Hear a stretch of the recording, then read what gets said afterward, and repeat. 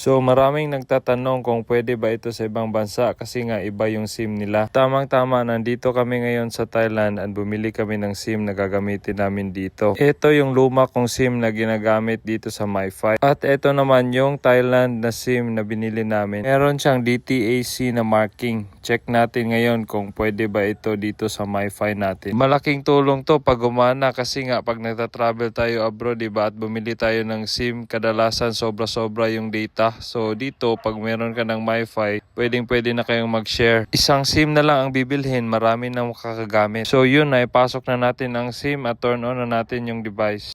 Nagbi-blink siya, naghahanap siya ng data. 5G SIM card din pala itong nabili namin. So masasagot din yung nagtatanong kung pwede ba dito yung 5G SIM card. Yun, nag-green siya. So may signal. Open line din pala talaga siya kahit abroad na SIM card yung gamit. Ngayon, check naman natin kung may data ba talaga. Baka naman naka-green lang at di nakaka-connect. So check natin dito sa laptop. Currently, naka-connect ito ngayon sa Wi-Fi dito sa hotel na sinistayhan namin. So the Residence 5G. Lipat natin dito sa MiFi. Yun, close natin at i-check ulit para sure. Yun, sure na. Naka-connect na tayo dito sa MiFi. Open tayo ngayon ng YouTube para ma-check natin kung may signal ba talaga.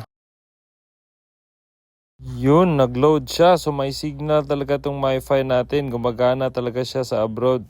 Click tayo ng isang video para malaman natin. Yan, naglo-load talaga. May ads pa. Wait lang natin ng konti para ma-skip. Yun, skip natin. Naglo-load nga, so nasagot na talaga yung tanong. So check natin ulit kung nasa MiFi pa ba tayo. Yun, nakakonect pa tayo sa MiFi. So magana nga talaga siya abroad. And gumagana din siya using 5G SIM. So kahit na 4G LTE lang to, gumagana pa rin kahit 5G yung SIM card. At mabilis pa yung loading, kita nyo. Link sa description lang ha sa mga gusto.